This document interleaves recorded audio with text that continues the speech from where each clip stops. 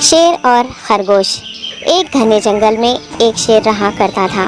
وہ تمام جنگل کا بادشاہ تھا، لیکن وہ بادشاہ جیسے پیش نہیں آتا تھا۔ ہر دن بے رحمی سے جنگل کے جانوروں کو کھا جایا کرتا تھا۔ شیر کے خوف سے جنگل کے جانور چھپ جایا کرتے تھے اور خود اپنی بھوک و پیاس کو مار کر سخت مشکلات سے دوچار ہونے لگے تھے۔ اس طرح کچھ دن بعد جنگل کے تمام جانور ایک مقام پر جمع ہوئے اور شیر کے شر سے محفوظ رہنے کے لیے سب مل کر رائے مشورہ کرنے لگے۔ سب نے اپنی اپنی بات رکھی اور آخر میں ایک گیدڑ نے کہا، میرا خیال ہے کہ ہم روز شیر کے ہاتھوں مرنے کے بجائے ہم خود ایک بار شیر کے پاس چلے جائیں۔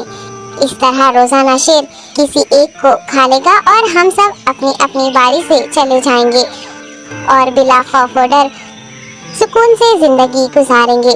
گیدڑ کے مشورے پہ تمام جانور رضامند ہو گئے۔ ایک بندر نے کہا، ٹھیک ہے، تمہاری بات بالکل درست ہے۔ موت کا خوف کرنے کے بجائے اپنی باری آنے تک ہم اطمینان و سکون کی زندگی گزار سکیں گے۔ جانوروں کی بات چیت مکمل ہونے کے بعد خود گیدڑ نے شیر کے پاس جا کر یہ ساری بات بتائی۔ گیدڑ کی باتیں سننے کے بعد شیر نے کہا، میں بادشاہ ہوں، اس لیے تم سب کی بات مان رہا ہوں، لیکن ایک بات غور سے سن لو۔ اگر کسی دن مجھے جانور ملنے میں تاخیر ہو جائے تو میں خاموش نہیں بیٹھوں گا اور دوبارہ تم سب پر حملہ کرنا شروع کروں گا۔ شیر نے بڑے غصے سے یہ سب کہا۔ شیر کی باتیں سن کر گیدڑ نے سر ہلاتے ہوئے حامی بھر دی اور وہاں سے چلا گیا۔ اس دن کے بعد ایک ایک جانور بلا ناغہ اپنی اپنی باری کے مطابق شیر کے پاس جانے لگے اور شیر سکون سے اپنے پاس آنے والے جانوروں کو مار کر اپنی بھوک مٹانے لگا۔ یہ معاملہ ایسے ہی چل رہا تھا اور ایک دن شیر کے پاس جانے کی باری ایک خرگوش کی آئی۔ وہ خرگوش بہت ہی ہوشیار تھا۔ اسے شیر کے پاس جانا منظور نہیں تھا اور اس نے اپنے ساتھی جانوروں کو بے رحمی سے مارنے والے شیر کو سبق سکھانے کی ٹھان لی اور ایک اچھی تدبیر نکال کر آہستہ آہستہ شیر کی گفا کے پاس پہنچ گیا۔ تاخیر ہو جانے سے شیر کافی غصے میں تھا اور خرگوش کو دیکھ کر غصے سے کہنے لگا، میں نے تم سب کو پہلے ہی کہہ دیا تھا، دیر ہو جائے تو میں خاموش نہیں بیٹھوں گا۔ تم نے وعدہ خلافی کی ہے، اس لیے میں جنگل جا کر من چاہے جانور کا شکار کر کھا جاؤں گا۔ تب خرگوش نے شیر سے کہا، معاف کر دیجیے بادشاہ سلامت، غلطی ہو گئی اور اس کا ایک واجب سبب ہے۔ اطمینان رکھیے، میں بیان کرتا ہوں، آپ سنیے اور اس کے بعد آپ آرام سے مجھے مار کر کھا لیں۔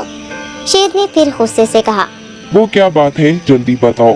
خرگوش نے کہا، بادشاہ سلامت، میں آپ کے پاس آ رہا تھا اور راستے میں مجھے ایک شیر مل گیا اور مجھے مارنے کے لیے آگے بڑھنے لگا۔ میں نے آپ کی بہادری کی بات اس شیر کے سامنے رکھی، لیکن وہ شیر آپ کے بارے میں بہت برا بھلا کہنے لگا۔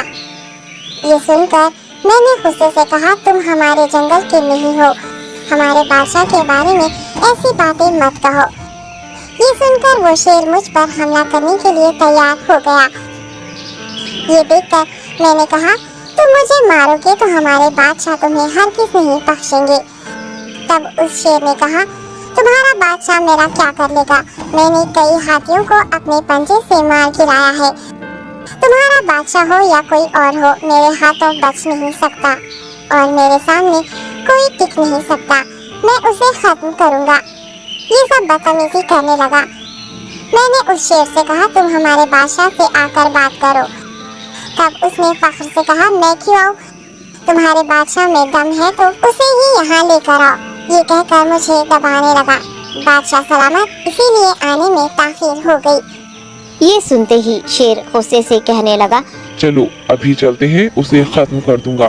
یہ سننے کے بعد خرگوش نے شیر کو جنگل کے درمیان موجود ایک کنویں کے پاس لے گیا۔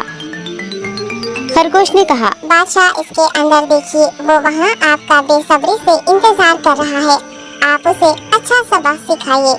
شیر غصے سے فوراً کنویں میں جھانکنے لگا اور زور سے دہاڑنے لگا۔ تب دوسری جانب سے بھی دوسرا شیر دہاڑتا ہوا محسوس ہونے